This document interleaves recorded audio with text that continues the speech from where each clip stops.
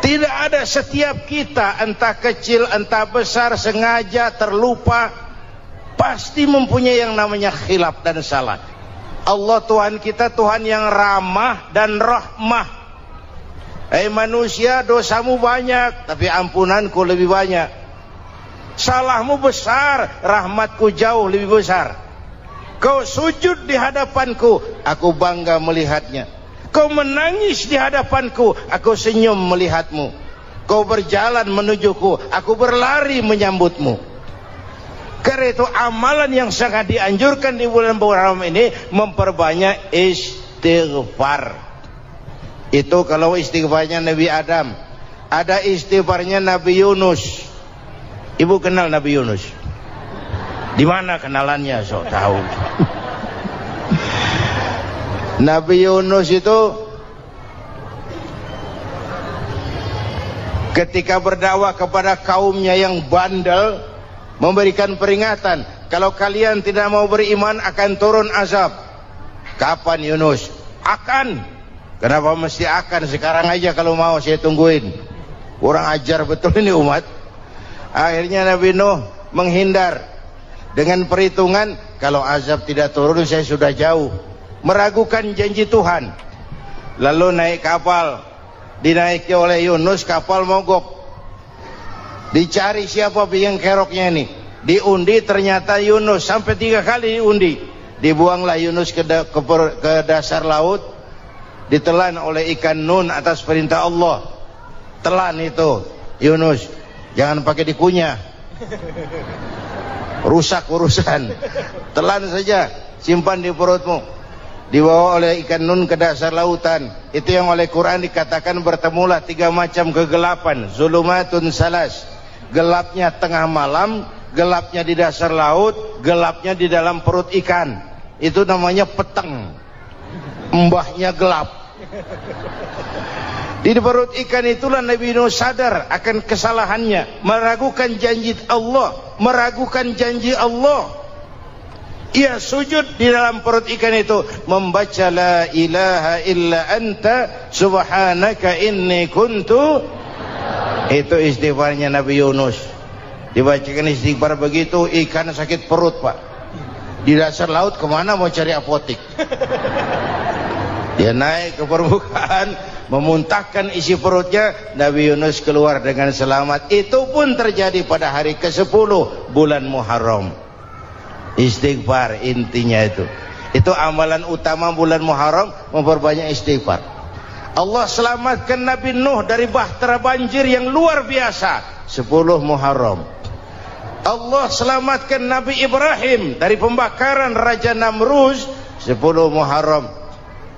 Setelah Nabi Ibrahim itu menghancurkan berhala-berhala, Abrahat pulang mau ibadah, lihat Tuhannya berantakan, marah besar.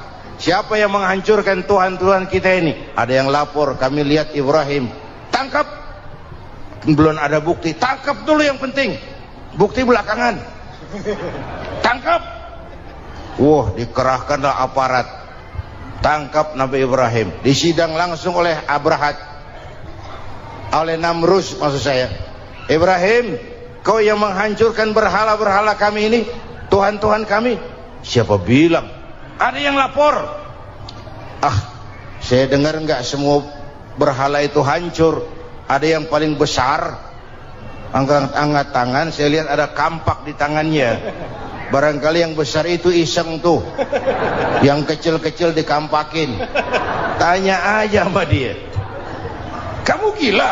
Kenapa? Masa kami disuruh nanya berhala? Gak bisa jawab. Gak bisa jawab. Lah kenapa disembah? Lebih gila mana sih? Tahu gak bisa jawab kenapa disembah? Kurang ajar kamu Ibrahim. Bakar, dibakar. Ketika Ibrahim dilempar ke kobaran api yang menggunung, Allah perintah api, ya naru kuni bardan wa salaman ala Ibrahim. Hai api, dinginlah sampean. Api Madura waktu itu Pak. Hai api, dinginlah sampean, selamatkan Ibrahim. api tunduk kepada perintah Allah. Ibrahim masuk ke kobaran api, selembar rambut pun tidak terbakar. Kenapa? Apinya tunduk kepada perintah Allah. Kenapa? Karena Ibrahim orang yang takut kepada Allah. Api tunduk kepada perintah Allah. Kalau kita baca ayat itu, masuk ke api, mateng. Sudah hadirin yang saya muliakan, oleh karena itu selamatnya Ibrahim dari pembakaran Raja Namrud itu pun pada 10 Muharram, Yaumul Asyura, hari ke-10 dari bulan Muharram. Imedia. Bapak Ibu hadirin hadirat yang saya cintai, sebagian kecil tentang Nabi Adam, Nabi Ibrahim dan Nabi Yunus, tapi saya belum menceritakan tentang Nabi Nuh tadi. Mengulang kaji. Nabi Nuh salah seorang rasul yang masuk ulul azmi 5 besar, karena memang perjuangannya menggambarkan satu usaha yang ulet dan luar biasa. Beliau diberi umur 950 tahun, lalu berdakwah selama 900 tahun, sore, pagi, siang, malam, dapat pengikut tidak lebih 80 orang, rata-rata 10 tahun satu. Kalau saya minta berhenti aja jadi nabi, Pak. Ustadz mana masih mau buka pesantren, 10 tahun buka pesantren, yang nyantri cuma satu. Pedagang mana yang masih mau dagang, 10 tahun dagang yang beli satu. Pimpinan partai mana yang masih mau kampanye, 10 tahun buka partai, yang nyoblos satu. Bangkrut. Umatnya bandel, kurang ajar, durjana, bajingan, tengik. Umatnya Nabi Nuh ini kalau diceramahi telinganya ditutup dengan tangannya. Nabi Nuh akhirnya rekes, Tuhan, siang malam saya berdakwah kepada umat ini, tiap kali saya sampaikan dakwahmu mereka tutup telinganya dengan tangannya, alergi dengar ceramah. Apa itu ceramah? Non profit. Saudara-saudara, jadi mau kamu gimana, Nuh? Sudah Tuhan, habiskan saja orang kafir. Nanti kalau punya anak, anaknya pun kafir lagi. Lebih baik bapak moyangnya sikat habis. Biasanya kalau bapak kalong, anak kampret. Bapak nyolong, anak nyopet. Fotokopi gimana aslinya? Habiskan saja. Itu mau kamu, Nuh? Iya. Oke, nanti aku turunkan banjir, Nuh. Buat kapal. Dengan apa saya harus buat kapal, Nuh? Ya dengan kayu, kata Tuhan. Kayunya dari mana, Tuhan? Ya dari pohon, Nuh. Pohonnya belum ada, Tuhan. Ya tanam dulu, Nuh. Bikin kapal kayunya nanam pohon. Apa artinya? Perjuangan perlu kesabaran. Sukses itu ada prosesnya. Nggak bisa simsalabim abracadabra lalu kita mau sukses. Semua ada prosesnya. Walaupun kenyataannya begitu. Sukses banyak bapaknya, gagal itu yatim. Kalau kita sukses banyak yang ngakuin. Yang baru ketemu pakai manggil encing. Ketemu baru. Tapi sukses banyak bapaknya. Gagal yatim, nggak ada yang mau ngakuin kalau kita gagal itu. Udah bikin kapal dengan kayu di tengah kampung, bikin kapal ini. Bayangkan di tengah kampung bikin kapal, orang kafir makin menjadi-jadi. Lihat Nuh, kenapa? Makin sarap. Bikin kapal di tengah kampung, mau belayar kemana? Tuh lihat, kalau orang nggak tahu tujuan, mountain setengah jalan. Proses yang dinilai bukan finalnya. Ya kayak gitu kesimpulannya. Saya enaknya sendiri. Bikin kapal. Kapal mendekati selesai. Ini orang kafir rame-rame datang ke kapal Nuh. Mau apa? Buang najis. Sakit perut berangkat ke kapal Nabi Nuh. Nongkrong. dapat 2-3 tumpuk, pulang. Penuh lantai kapal dengan najis manusia. Inilah perjuangan, bukan jalan raya lurus bertabur bunga di kanan kirinya. Banyak ondak dan duri, fitnah, caci maki, antipat, segala macam. Nuh, ada orang tua dasar kafir, kurang ajar, sudah stroke berangkat juga ke kapal Nuh. Mau buang najis, pincang-pincang digotong orang. Selesai buang najis, dia bangun mau pulang, pegangan tiang kapal terpeleset, jatuh di atas tumpukan najis. Terjadi keajaiban, yang stroke-nya sembuh, lumpuhnya hilang, berangkat digotong-gotong pulang, jalan gagah sekali. Tapi orang pekampungnya heran, ente sudah sembuh? Sudah. Berobat di mana? Kok begitu paten? Di kapal Nuh. Masih banyak.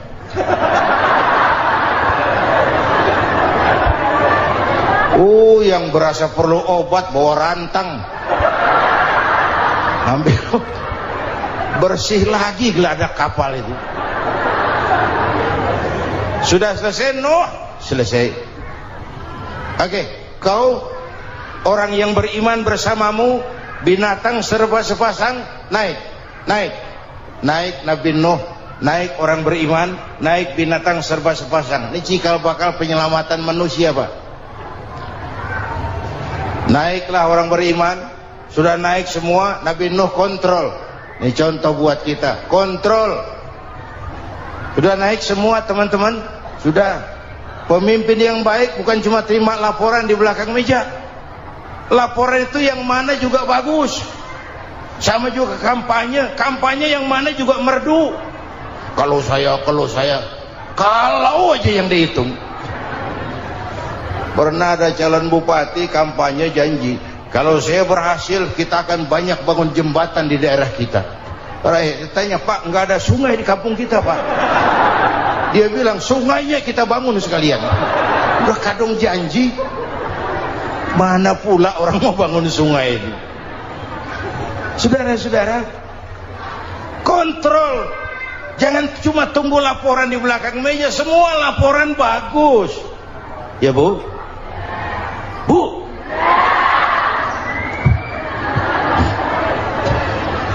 Nabi Nuh kontrol.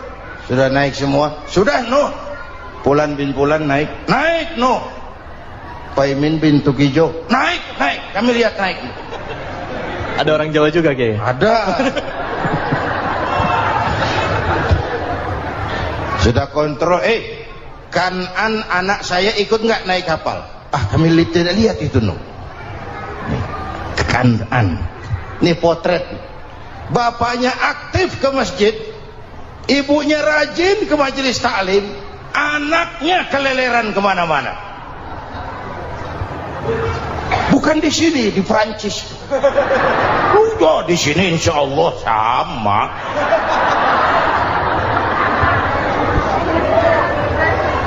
Nuh karena sayang anak, Nuh karena cinta anak, Nuh karena tanggung jawab anak, cari naik ke atas kapal. Lihat Kanaan, anak saya, nggak lihat Nuh. Turun ke ruang bawah, periksa lagi. Mang, ayah Kanaan di dia. Jamaah Tasik ini rupanya di dalam. Tuh ayah Mang. Ayah kemana ya budak ini? Turun ke bawah, tanya lagi. Ono Kanaan toh? Orang nano raketok. Rombongan Jawa Tengah. Naik ke atas buritan. Dari buritan kelihatan ternyata Kanaan tidak ikut naik kapal, kumpul di darat bersama orang kafir. Ini potret kita sekarang. Kumpul sama orang kafir, hanyut anak-anak kita, ditelan budayanya orang kafir, ditelan tradisinya orang kafir, ditelan pergaulannya orang kafir. Nuh karena sayang anak dari atas manggil. Dalam Quran dijelaskan itu. Karena Nabi Nuh di atas, Kanaan di bawah, teriak. Ya bunayyar kam ma'ana. Begitu dalam Quran ayatnya. Cuma Bang ini pakai gaya memanggil supaya kelihatan kegambar, kira-kira Nuh manggilnya begitu. Ini namanya gaya dakwah, Pak. Kalau ceritanya datar nggak menarik. Maka Nuh memanggil Kan'an, ya bunayyar kam ma'ana. Kata yang dengar, heeh. Ini gaya orang manggil, ya bunayyar kam ma'ana. Kan'an, kesini nak, naik kapal sama papi. Kata Kan'an di bawah itu, enggak mau papi, John di sini saja. Kata Nuh, jangan nak, Allah sedang murka, akan turun banjir. Kalau datang banjir papi, sa'awi ila jabalin ya'simuni minal ma', saya akan naik ke gunung tinggi yang bisa menyelamatkan saya dari banjir. Kan'an naik ke gunung, gunung dihantam banjir, Kan'an mati sampai sekarang. Yang kelima, Nabi Musa, kisah Muharramnya ini lahir dalam kondisi yang sulit karena Fir'aun mimpi akan lahir seorang anak dari keturunan Bani Israel yang akan menghancurkan kerajaannya. Kata Fir'aun, sudah lahir belum anaknya? Belum. Kalau gitu mulai malam ini laki-laki dilarang bergaul sama istrinya. Semua perempuan hamil di bawah pengawasan negara. Mulai hari ini kalau lahir anak laki-laki terutama Bani Israel, penggal. Satpol PP disiapkan. Udah ada kayaknya. Ada. Patroli.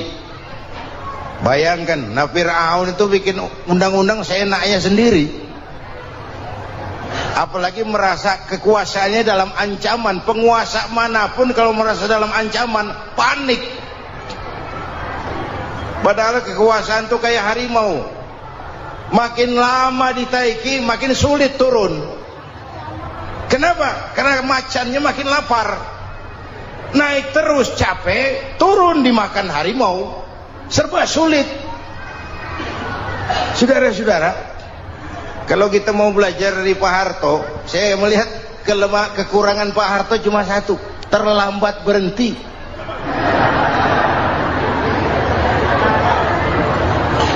Terlambat berhenti.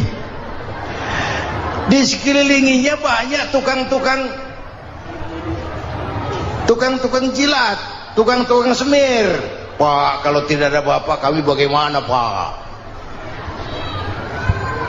Saudara hadirin yang saya hormati, maka sering saya ingatkan, temanmu yang sejati adalah teman yang membuat kamu jadi benar, bukan teman yang selalu membenarkan kamu.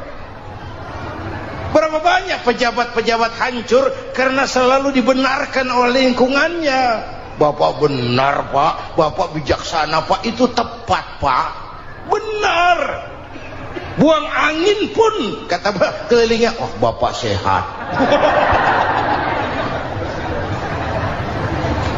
Temanmu yang sejati, teman yang bikin kamu jadi benar, bukan teman yang selalu membenarkan kamu. Bapak Ibu hadirin yang saya hormati, tapi kehendak Allah terjadi. Lahirlah Musa. Bayinya dihanyutkan di sungai Nil. Bayi sudah menderita, dihanyutkan di sungai Nil.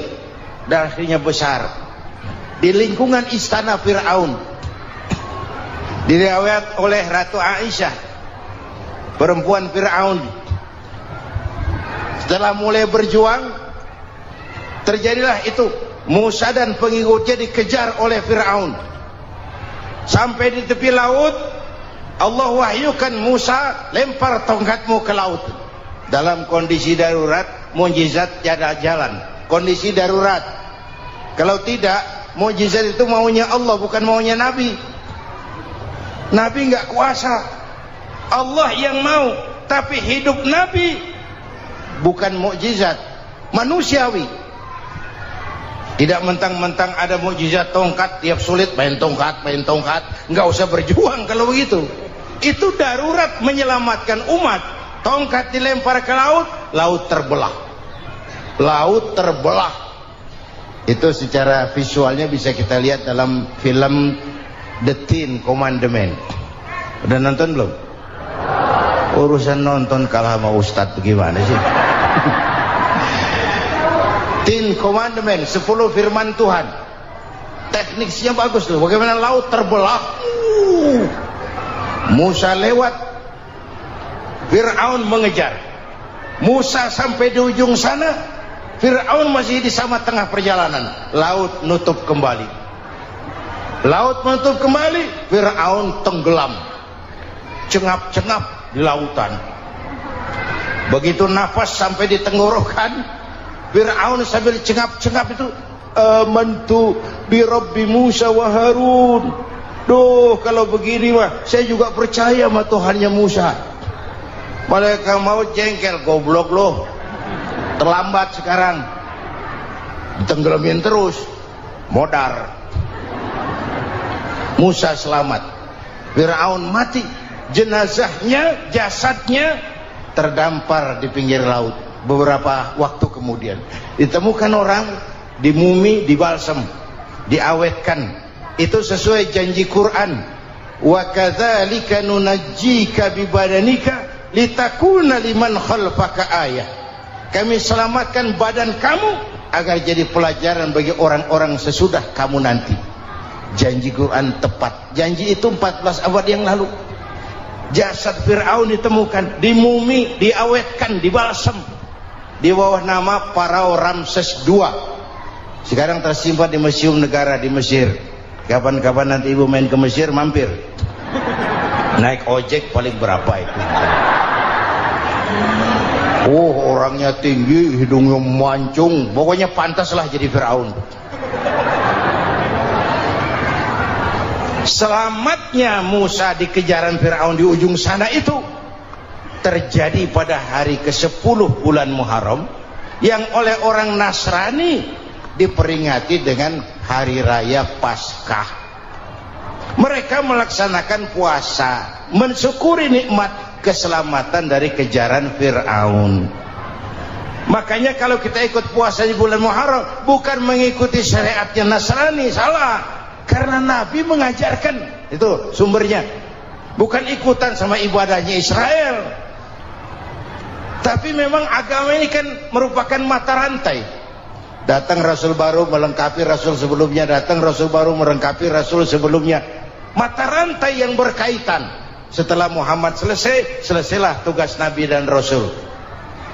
Selesailah misi Nabi dan Rasul. Tidak ada Nabi lagi sesudah Nabi Muhammad. Itu harga mati, titik. Gak ada kompromi. Siapapun sekarang ini nggak datang ngaku jadi Nabi, wajib tidak percaya. Wajib tidak percaya.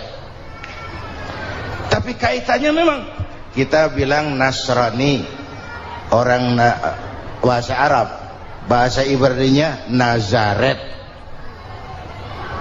Nasiroh, Nazaret. Itu beda dialek. Kita Daud, dia David.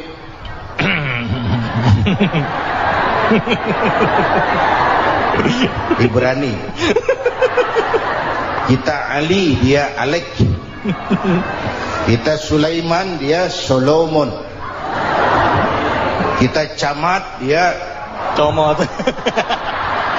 Ini yang ngomong ini comot sembarang. Ini dia. Bapak dan Ibu jamaah yang saya cintai, pertanyaan pertama, hijrah qalbiyah. Ada hijrah badaniyah, hijrah fisik yang dilakukan Nabi dan sahabat dari Mekah ke Madinah. Itu hijrah badaniyah. Ada hijrah qalbiyah, hijrah hati. Dan ini yang kita perlukan sekarang. Karena refleksinya akan membias kepada alur kehidupan. Kalau hati kita mau berhijrah, fisik akan ngikuti. Hijrah dari tempat, dari malas ibadah menjadi rajin ibadah.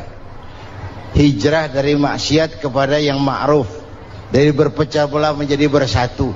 Hijrah seperti itu yang sangat kita perlukan. Subhanallah, sangat luar biasa apa yang sudah disampaikan oleh guru kita almarhum Kiai Haji Zainuddin MZ. Sahabat beriman yang dirahmati Allah, tetaplah di channel ini, jangan kemana-mana dulu karena tausiah ini belum selesai. Dan masih banyak lagi hal-hal menarik yang akan disampaikan oleh guru kita almarhum Kiai Haji Zainuddin MZ. Maka dari itu tetaplah di sini dan mari kita lanjutkan kembali. Selamat mendengarkan. Apalagi masyarakat ini paternalistik. Kita harus hijrah mental sekarang ini. Maka yang disampaikan tadi benar. Seorang ketua MK siap mengundurkan diri kalau terbukti anak buahnya terlibat suap. Itu walaupun siap, tapi sudah angin segar buat rakyat. Bahwa masih ada banyak insya Allah pejabat kita yang punya harga diri. Walaupun ada juga pejabat kita yang muka tembok, kulit badak, kuping kebo. Muka tembok, kulit badak, kuping kebo. Biasanya kalau kereta api tabrakan di negara-negara maju, menteri perhubungannya mundur. Di kita petugas palang pintu dipecat. Jauh sekali menteri sama petugas palang pintu. Yang benar-benar diadili yang krocok-krocok, kopral-kopral itu. Padahal hadisnya jelas, ar-rashi wal murtashi finnar. Yang nyuap dan yang nerima suap dua-duanya neraka. Kasus potret belakangan ini, yang nerima suap yang diuber, yang nyuap aman. Yang nyuap aman, yang korupsi pajak dikecil-kecilin, yang ngemplang pajak aman. Padahal ngemplang pajaknya triliunan, padahal dia sudah dikasih fasilitas oleh negara mengelola sumber daya alam negara yang artinya milik rakyat. Dia harus bayar pajak, uang pajaknya dikumpulkan bagi sebesar-besar kemakmuran rakyat. Itu tindakan merugikan rakyat.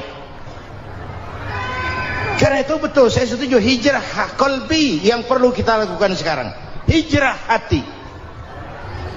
Kita ini bangsa Indonesia, seperti timnas. Timnas sekarang anak-anak muda sudah berani pakai baju PSSI. Iya. Kenapa? Menang. Coba kalau kalah terus, nanti menang.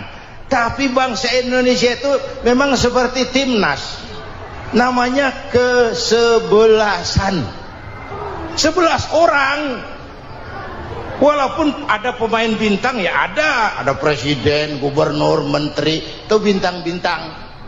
Tapi bintang baru ada artinya kalau dibantu 10 pemain yang lain. Cristiano Ronaldo, siapa itu? Penyerang tengah Real Madrid, bintang. Lionel Messi, siapa lagi itu? Barcelona, bercelana.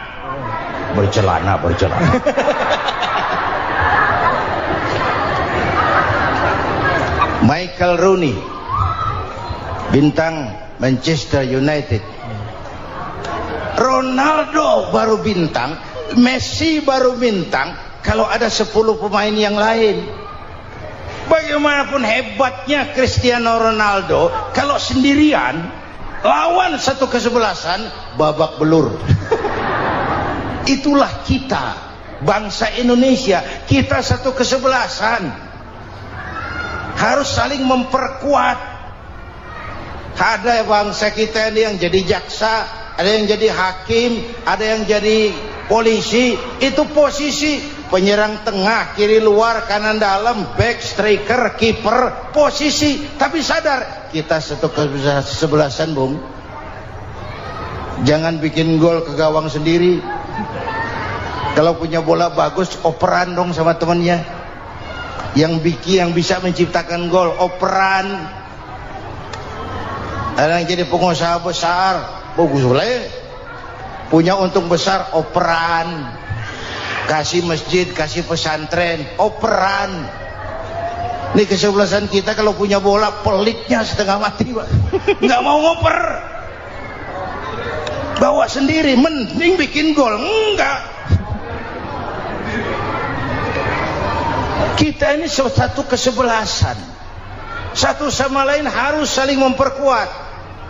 Bahwa ada penyerang tengah itu si posisi. Tapi kalau memang peluang memungkinkan, ayo dong operan. Saya iri sama kesebelasan Nasrani di Indonesia. Mereka kalau punya bola operannya cakep. Gereja cepat selesai, rumah sakit Kristen cepat selesai. Kenapa? Operannya bagus. Kita ini kalau punya bola bawa sendiri, nggak mau ngoper, maka masjid nggak selesai-selesai, madrasah banyak yang bocor, rumah sakit Islam kalah bersaing. Kenapa? Operannya berat. Ayo menyadari kita ini timnas, satu kesebelasan. Jangan menjegal kawan seiring, kawan sendiri dijegal.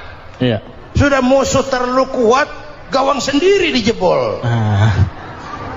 Akhirnya terbalik kita ini. Ujian terberat telah diberikan Allah kepada para anbiya, kemudian para aulia, kemudian para ulama. Summal amsal fal amsal, ke bawah dan ke bawah, diuji setiap orang menurut kekuatannya berpegang kepada agama. Kalau karena anak Melayu bilang, kalau takut dengan ombak, jangan berumah di tepi pantai. Kalau takut diterjang ombak, jangan berumah di tepi pantai. Kata ibu tadi, mau jadi pohon tinggi harus berani ketiup angin. Makin tinggi pohonnya, makin keras anginnya. Takut angin, jangan jadi pohon tinggi, jadilah rumput. Enggak ditiup angin, tapi diinjak kebo. Apa yang enggak ada resikonya? Apa yang enggak ada resikonya? Semua nabi ada yang dihantam kekuasaan yang arogansi. Ibrahim berhadapan dengan Namrud.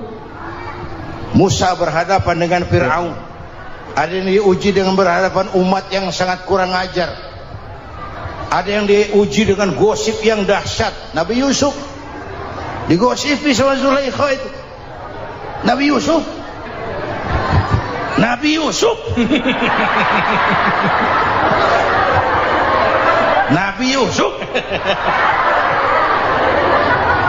Yang namanya gosip itu kan menyebarkan keburukan orang.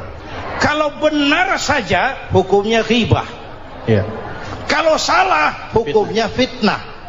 Fitnah lebih bahaya dari pembunuhan. Benarnya ghibah, salahnya fitnah. Saudara hadirin yang saya hormati, jadi resiko itu biasa. Tidak ada yang tanpa resiko. Kalau takut ombak, jangan berumah di tepi pantai. Tinggal bagaimana kita menyikapinya. Kalau kita dewasa, ini bagian ibadah saya kurang, mungkin karena dia omongin orang, tambah pahala saya. Mungkin karena dia omongin orang, tambah pahala saya. Maka saya ngadepi gosip sepatah pun saya nggak ngomong. Saya cicing. Saya percaya masyarakat tuh punya filter. Amin. Saya percaya Tuhan tuh nggak tidur. Kemudian melahirkan kita ke alam dunia ini, secara biologis bahan kita sama. Alhamdulillahirrabbilalamin. Itulah tadi tausiah yang sangat luar biasa yang sudah disampaikan oleh guru kita almarhum Kiai Haji Zainuddin MZ. Tentunya banyak sekali ilmu, hikmah dan manfaat yang bisa kita jadikan pelajaran dalam kehidupan kita sehari-hari. Sahabat beriman yang dimuliakan Allah, mari kita doakan guru kita, semoga beliau diampuni segala dosa-dosanya dan dilapangkan kuburnya. Amin ya rabbal alamin.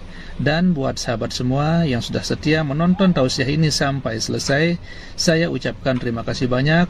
Semoga Allah subhanahu wa ta'ala senantiasa selalu melimpahkan rahmat dan karunia-Nya kepada sahabatku semua. Selalu diberikan kesehatan, dimudahkan segala urusannya, dan dilancarkan rezekinya. Amin ya rabbal alamin. Sahabat beriman yang dimuliakan Allah, demikian yang dapat saya bagikan. Kurang lebihnya mohon maaf. Wabillahi taufik wal hidayah, waridha wal inayah. Wassalamualaikum warahmatullahi wabarakatuh. Setelah kita mendengarkan kajian yang sangat luar biasa dari guru kita Al-Maghfurullah Kiai Haji Zainuddin MZ, sekarang mari kita lanjutkan aktivitas kita masing-masing. Semoga sahabat semua selalu diberikan kelancaran, diberikan kesehatan, dan dimudahkan segala urusannya. Amin ya rabbal alamin. Demikian yang dapat saya bagikan, kurang lebihnya mohon maaf. Sampai bertemu lagi di kajian-kajian berikutnya. Salam sukses selalu. Assalamualaikum warahmatullahi wabarakatuh.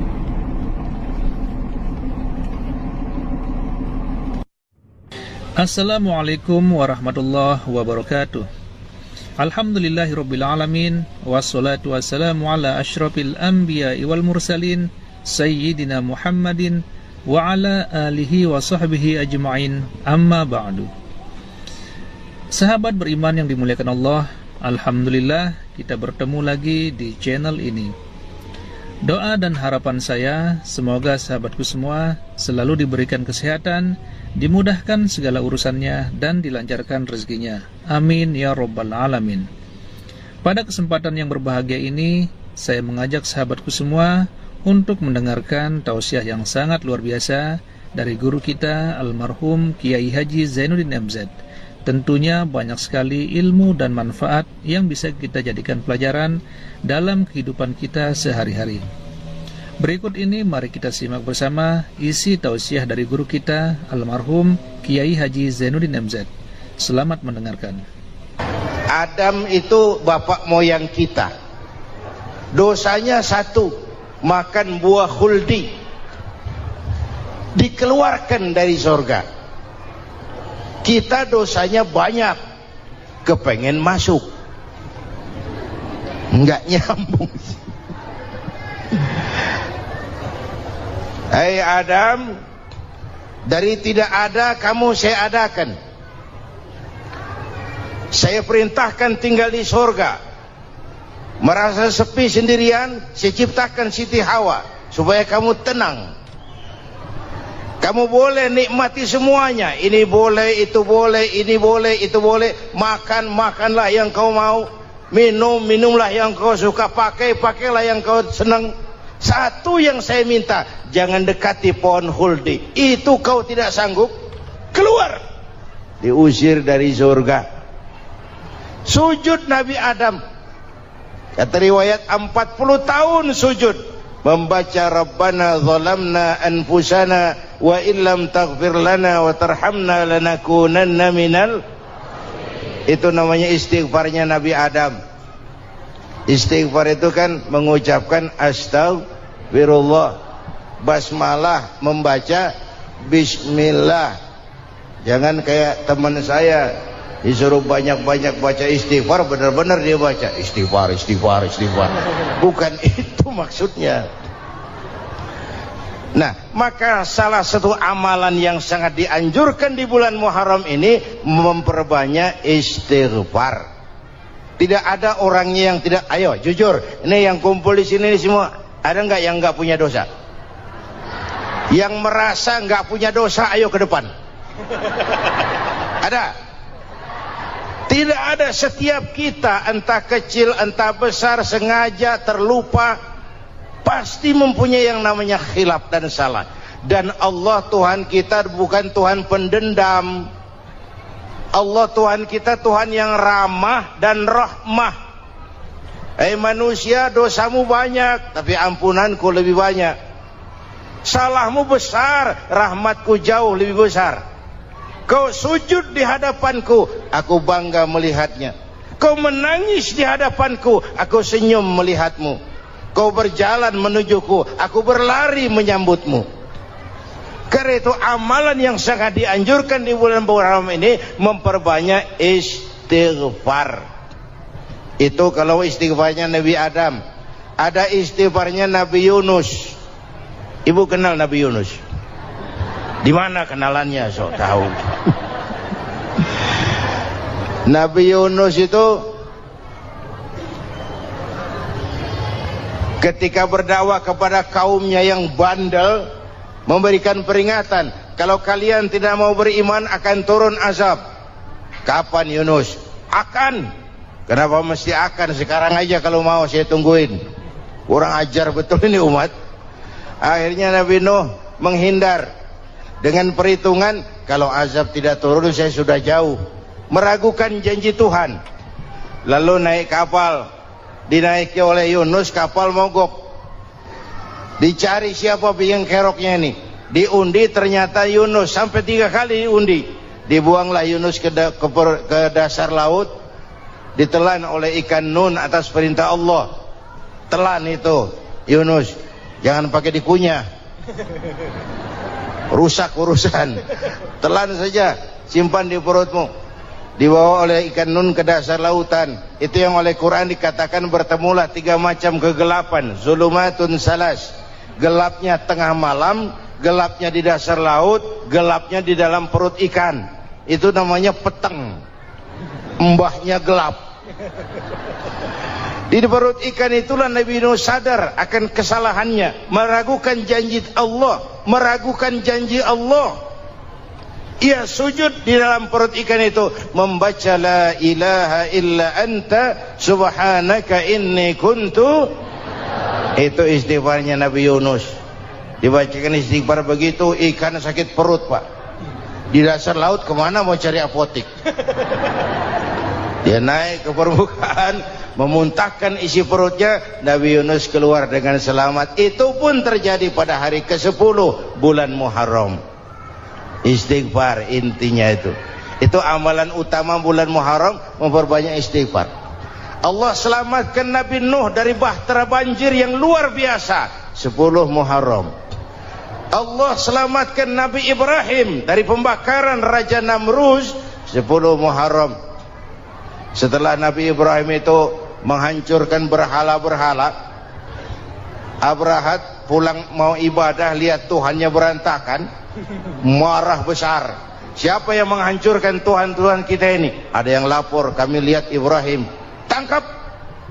Belum ada bukti, tangkap dulu yang penting, bukti belakangan. Tangkap. Wah, dikerahkanlah aparat, tangkap Nabi Ibrahim. Disidang langsung oleh Abrahat, oleh Namruz maksud saya. Ibrahim, kau yang menghancurkan berhala-berhala kami ini, Tuhan-Tuhan kami. Siapa bilang? Ada yang lapor. Saya dengar enggak semua berhala itu hancur. Ada yang paling besar, angkat tangan, saya lihat ada kampak di tangannya. Barangkali yang besar itu iseng tuh, yang kecil-kecil dikampakin. Tanya aja sama dia, kamu gila? Kenapa? Masa kami disuruh nanya berhala? Nggak bisa jawab. Nggak bisa jawab. Lah kenapa disembah? Lebih gila mana sih? Tahu nggak bisa jawab kenapa disembah? Kurang ajar kamu Ibrahim. Bakar, dibakar. Ketika Ibrahim dilempar ke kobaran api yang menggunung, Allah perintah api, ya naru kuni bardan wa salaman ala Ibrahim. Hai api, dinginlah sampean. Api Madura waktu itu pak. Hai api, dinginlah sampean, selamatkan Ibrahim. Api tunduk kepada perintah Allah. Ibrahim masuk ke kobaran api, selembar rambut pun tidak terbakar. Kenapa? Apinya tunduk kepada perintah Allah. Kenapa? Karena Ibrahim orang yang takut kepada Allah. Api tunduk kepada perintah Allah. Kalau kita baca ayat itu, masuk ke api, mateng. Sudah hadirin yang saya muliakan, oleh karena itu selamatnya Ibrahim dari pembakaran Raja Namrud itu pun pada 10 Muharram, Yaumul Asyura, hari ke-10 dari bulan Muharram. Imedia. Bapak Ibu hadirin hadirat yang saya cintai, sebagian kecil tentang Nabi Adam, Nabi Ibrahim dan Nabi Yunus, tapi saya belum menceritakan tentang Nabi Nuh tadi. Mengulang kaji, Nabi Nuh salah seorang rasul yang masuk ulul azmi 5 besar, karena memang perjuangannya menggambarkan satu usaha yang ulet dan luar biasa. Beliau diberi umur 950 tahun, lalu berdakwah selama 900 tahun, sore, pagi, siang, malam, dapat pengikut tidak lebih 80 orang, rata-rata 10 tahun satu. Kalau saya minta berhenti aja jadi nabi, Pak. Ustadz mana masih mau buka pesantren 10 tahun buka pesantren, yang nyantri cuma satu. Pedagang mana yang masih mau dagang 10 tahun dagang, yang beli satu. Pimpinan partai mana yang masih mau kampanye 10 tahun buka partai, yang nyoblos satu. Bangkrut. Umatnya bandel, kurang ajar, durjana, bajingan, tengik. Umatnya Nabi Nuh ini kalau diceramahi telinganya ditutup dengan tangannya. Nabi Nuh akhirnya rekes, Tuhan, siang malam saya berdakwah kepada umat ini, tiap kali saya sampaikan dakwahmu mereka tutup telinganya dengan tangannya, alergi dengar ceramah. Apa itu ceramah? Non profit. Saudara-saudara, jadi mau kamu gimana, Nuh? Sudah Tuhan, habiskan saja orang kafir. Nanti kalau punya anak, anaknya pun kafir lagi. Lebih baik bapak moyangnya sikat habis. Biasanya kalau bapak kalong, anak kampret. Bapak nyolong, anak nyopet. Fotokopi gimana aslinya? Habiskan saja. Itu mau kamu, Nuh? Iya. Oke, nanti aku turunkan banjir, Nuh, buat kapal. Dengan apa saya harus buat kapal, Nuh? Ya dengan kayu, kata Tuhan. Kayunya dari mana, Tuhan? Ya dari pohon, Nuh. Pohonnya belum ada, Tuhan. Ya tanam dulu, Nuh. Bikin kapal, kayunya nanam pohon. Apa artinya? Perjuangan perlu kesabaran. Sukses itu ada prosesnya. Nggak bisa simsalabim abracadabra lalu kita mau sukses. Semua ada prosesnya. Walaupun kenyataannya begitu. Sukses banyak bapaknya, gagal itu yatim. Kalau kita sukses banyak yang ngakuin. Yang baru ketemu pakai manggil encing. Ketemu baru. Tapi sukses banyak bapaknya. Gagal yatim, gak ada yang mau ngakuin kalau kita gagal itu. Udah bikin kapal dengan kayu di tengah kampung, bikin kapal ini. Bayangkan di tengah kampung bikin kapal, orang kafir makin menjadi-jadi. Lihat Nuh, kenapa? Makin sarap. Bikin kapal di tengah kampung, mau belayar kemana? Tuh lihat, kalau orang nggak tahu tujuan, mountain setengah jalan. Proses yang dinilai bukan finalnya. Ya kayak gitu kesimpulannya. Saya enaknya sendiri. Bikin kapal. Kapal mendekati selesai. Ini orang kafir rame-rame datang ke kapal Nuh. Mau apa? Buang najis. Sakit perut berangkat ke kapal Nabi Nuh. Nongkrong. Dapat 2-3 tumpuk pulang. Penuh lantai kapal dengan najis manusia. Inilah perjuangan. Bukan jalan raya lurus bertabur bunga di kanan kirinya. Banyak ondak dan duri, fitnah, caci maki, antipat, segala macam. Nuh. Ada orang tua dasar kafir, kurang ajar, sudah stroke berangkat juga ke kapal Nuh.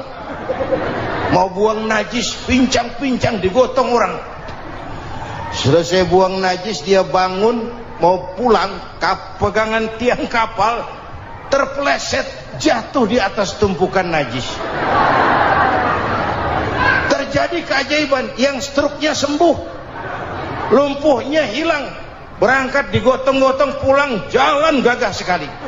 Tapi orang kampungnya heran, ente sudah sembuh? Sudah. Berobat di mana? Kok begitu paten? Di kapal Nuh. Masih banyak.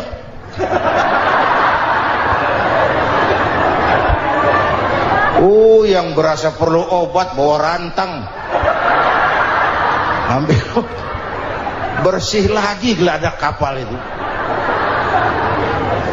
Sudah selesai Nuh? Selesai. Oke, kau orang yang beriman bersamamu, binatang serba sepasang, naik Nabi Nuh, naik orang beriman, naik binatang serba sepasang. Ini cikal bakal penyelamatan manusia, Pak. Naiklah orang beriman, sudah naik semua, Nabi Nuh kontrol. Ini contoh buat kita, kontrol. Sudah naik semua teman-teman, sudah. Pemimpin yang baik bukan cuma terima laporan di belakang meja. Laporan itu yang mana juga bagus. Sama juga kampanye, kampanye yang mana juga merdu. Kalau aja yang dihitung. Pernah ada calon bupati kampanye janji, kalau saya berhasil kita akan banyak bangun jembatan di daerah kita. Tanya, Pak, nggak ada sungai di kampung kita, Pak. Dia bilang, sungainya kita bangun sekalian. Udah kadung janji, mana pula orang mau bangun sungai ini. Saudara-saudara, kontrol. Jangan cuma tunggu laporan di belakang meja, semua laporan bagus. Ya Bu? Bu?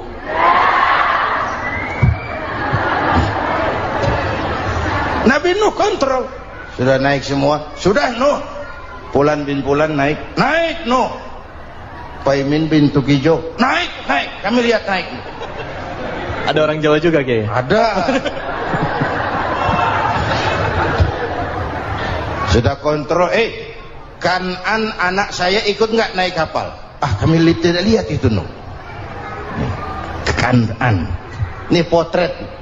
Bapaknya aktif ke masjid, ibunya rajin ke majelis taklim, anaknya keleleran kemana-mana. Bukan di sini, di Prancis. Udah di sini insya Allah sama.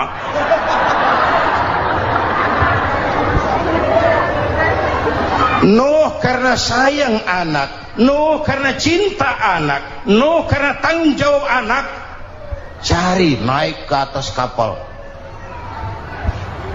Lihat Kan'an anak saya? Nggak lihat Nuh. Turun ke ruang bawah, periksa lagi. Mang, ayah Kan'an di dia. Jamaah Tasik ini rupanya di dalam. Tuh ayah Mang. Ayah ikan mana ya budak ini? Turun ke bawah, tanya lagi. Ono Kan'an toh? Ora nano raketok.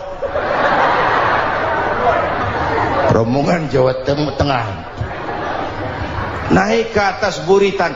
Dari buritan kelihatan ternyata Kan'an tidak ikut naik kapal, kumpul di darat bersama orang kafir. Ini potret kita sekarang. Kumpul sama orang kafir, hanyut anak-anak kita, ditelan budayanya orang kafir, ditelan tradisinya orang kafir, ditelan pergaulannya orang kafir. Nuh karena sayang anak dari atas manggil. Dalam Quran dijelaskan itu.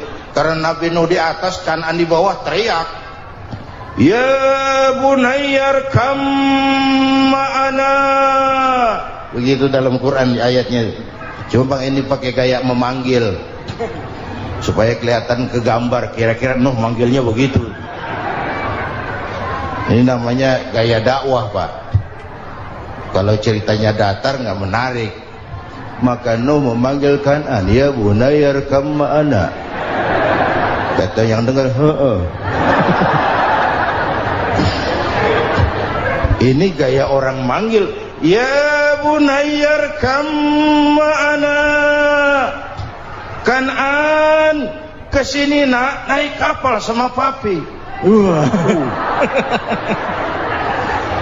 Kata Kan'an di bawah itu, enggak mau papi, John di sini saja. Kata Nuh, jangan nak, Allah sedang murka, akan turun banjir. Kalau datang banjir papi, sa'awi ila jabalin ya'simuni minal ma', saya akan naik ke gunung tinggi yang bisa menyelamatkan saya dari banjir. Kan'an naik ke gunung, gunung dihantam banjir, Kan'an mati sampai sekarang. Yang kelima, Nabi Musa, kisah Muharramnya ini lahir dalam kondisi yang sulit karena Fir'aun mimpi akan lahir seorang anak dari keturunan Bani Israel yang akan menghancurkan kerajaannya. Kata Fir'aun, sudah lahir belum anaknya? Belum. Kalau gitu mulai malam ini laki-laki dilarang bergaul sama istrinya. Semua perempuan hamil di bawah pengawasan negara. Mulai hari ini kalau lahir anak laki-laki terutama Bani Israel, penggal. Satpol PP disiapkan. Udah ada kayaknya. Ada. Patroli. Bayangkan, nah Fir'aun itu bikin undang-undang seenaknya sendiri. Apalagi merasa kekuasaannya dalam ancaman. Penguasa manapun kalau merasa dalam ancaman, panik. Padahal kekuasaan itu kayak harimau. Makin lama ditaiki, makin sulit turun. Kenapa? Karena macannya makin lapar. Naik terus capek, turun dimakan harimau. Serba sulit. Saudara-saudara, kalau kita mau belajar dari Pak Harto, saya melihat kekurangan Pak Harto cuma satu, terlambat berhenti.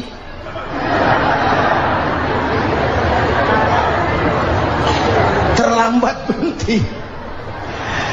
Di sekelilinginya banyak tukang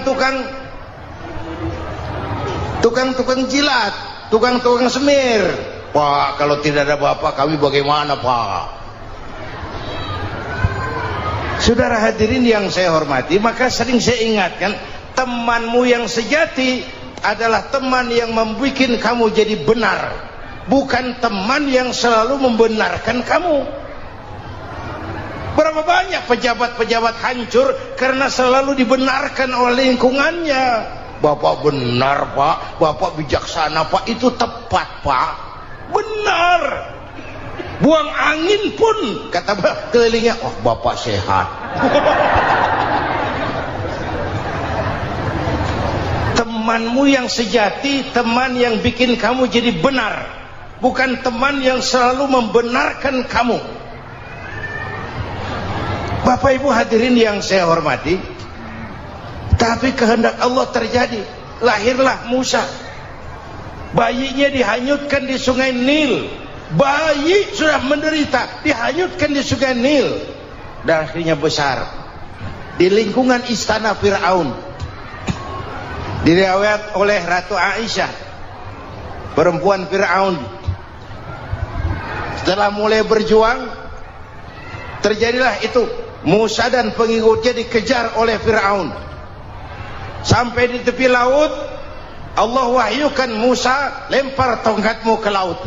Dalam kondisi darurat, mukjizat tiada jalan. Kondisi darurat. Kalau tidak, mukjizat itu maunya Allah, bukan maunya Nabi. Nabi nggak kuasa, Allah yang mau. Tapi hidup Nabi bukan mukjizat, manusiawi. Tidak mentang-mentang ada mukjizat tongkat, tiap sulit main tongkat. Nggak usah berjuang kalau begitu. Itu darurat menyelamatkan umat. Tongkat dilempar ke laut, laut terbelah. Laut terbelah. Itu secara visualnya bisa kita lihat dalam film The Ten Commandments. Udah nonton belum? Urusan nonton kalah sama Ustadz bagaimana sih? Ten Commandments, 10 firman Tuhan. Tekniknya bagus loh. Bagaimana laut terbelah. Musa lewat, Fir'aun mengejar. Musa sampai di ujung sana, Fir'aun masih di sama tengah perjalanan. Laut nutup kembali. Laut menutup kembali, Fir'aun tenggelam. Cengap-cengap di lautan. Begitu nafas sampai di tenggorokan, Fir'aun sambil cengap-cengap itu, amantu bi Rabbi Musa wa Harun. Duh, kalau begini mah saya juga percaya sama Tuhannya Musa. Mereka mau jengkel, goblok loh. Terlambat sekarang. Tenggelamin terus. Modar. Musa selamat. Firaun mati. Jenazahnya, jasadnya terdampar di pinggir laut. Beberapa waktu kemudian ditemukan orang, dimumi, dibalsem, diawetkan. Itu sesuai janji Quran. Wa kadzalika nunajjika bibadanika litakuna liman khalfaka ayah. Kami selamatkan badan kamu agar jadi pelajaran bagi orang-orang sesudah kamu nanti. Janji Quran tepat. Janji itu 14 abad yang lalu. Jasad Fir'aun ditemukan, dimumi, diawetkan, dibalsem di bawah nama Pharao Ramses II. Sekarang tersimpan di Museum Negara di Mesir. Kapan-kapan nanti ibu main ke Mesir, mampir. Naik ojek paling berapa itu? Oh, orangnya tinggi, hidungnya mancung, pokoknya pantaslah jadi Fir'aun. Selamatnya Musa di kejaran Fir'aun di ujung sana itu terjadi pada hari ke-10 bulan Muharram, yang oleh orang Nasrani diperingati dengan hari raya Paskah. Mereka melaksanakan puasa, mensyukuri nikmat keselamatan dari kejaran Fir'aun. Makanya kalau kita ikut puasa di bulan Muharram bukan mengikuti syariatnya Nasrani, salah. Karena Nabi mengajarkan, itu sumbernya. Bukan ikutan sama ibadahnya Israel. Tapi memang agama ini kan merupakan mata rantai. Datang Rasul baru melengkapi Rasul sebelumnya, datang Rasul baru melengkapi Rasul sebelumnya. Mata rantai yang berkaitan. Setelah Muhammad selesai, selesailah tugas Nabi dan Rasul. Selesailah misi Nabi dan Rasul. Tidak ada Nabi lagi sesudah Nabi Muhammad. Itu harga mati, titik. Gak ada kompromi. Siapapun sekarang ini nggak datang ngaku jadi Nabi, wajib tidak percaya. Wajib tidak percaya. Tapi kaitannya memang kita bilang Nasrani, orang bahasa Arab, bahasa Ibraninya Nazaret, Nasiroh, Nazaret. Itu beda dialek. Kita Daud, dia David.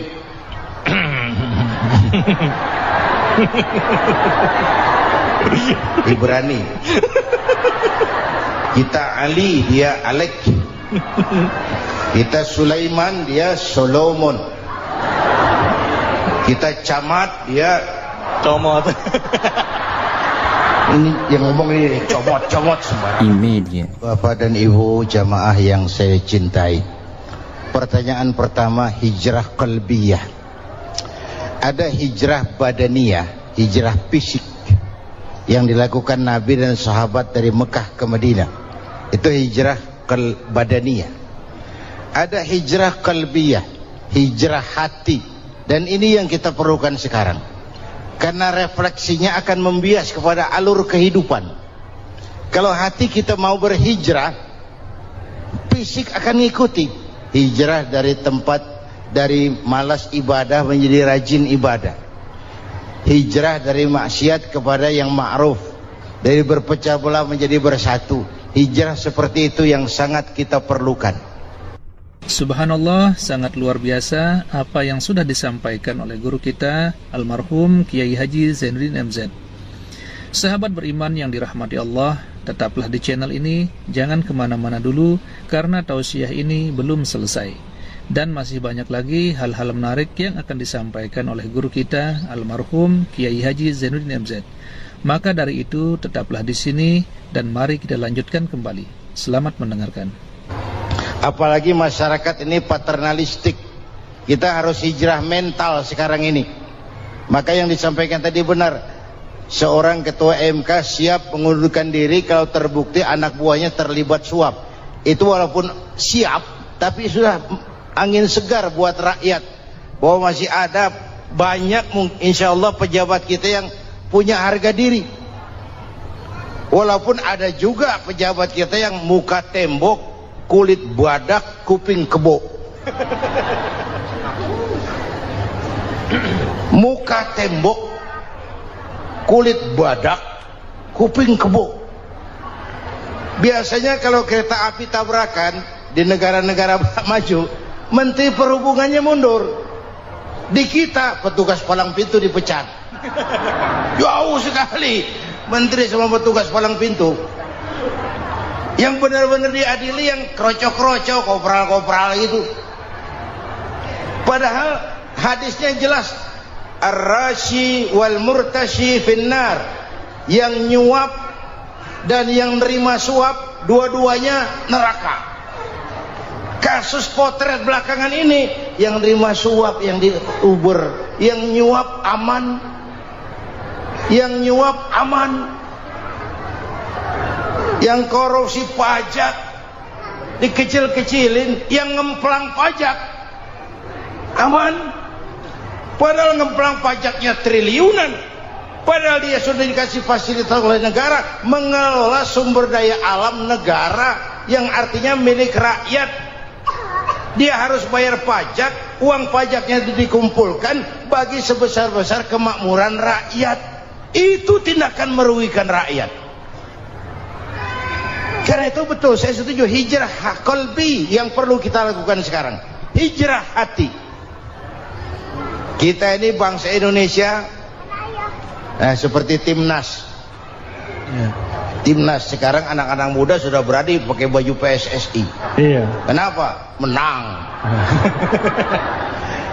Coba kalau kalah terus, nanti menang.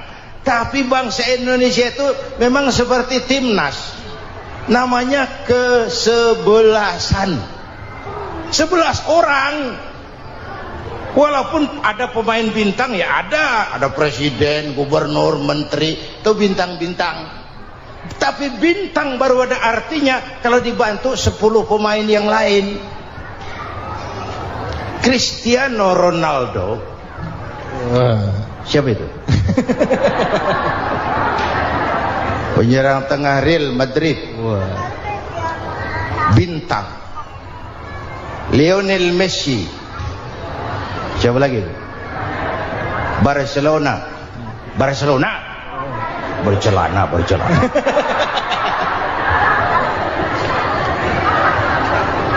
Michael Rooney, bintang Manchester United. Ronaldo baru bintang, Messi baru bintang kalau ada 10 pemain yang lain. Bagaimanapun hebatnya Cristiano Ronaldo, kalau sendirian lawan satu kesebelasan, babak belur. Itulah kita, bangsa Indonesia. Kita satu kesebelasan, harus saling memperkuat. Ada bangsa kita ini yang jadi jaksa, ada yang jadi hakim, ada yang jadi polisi. Itu posisi penyerang tengah, kiri luar, kanan dalam, back, striker, kiper, posisi. Tapi sadar kita satu kesebelasan, Bung.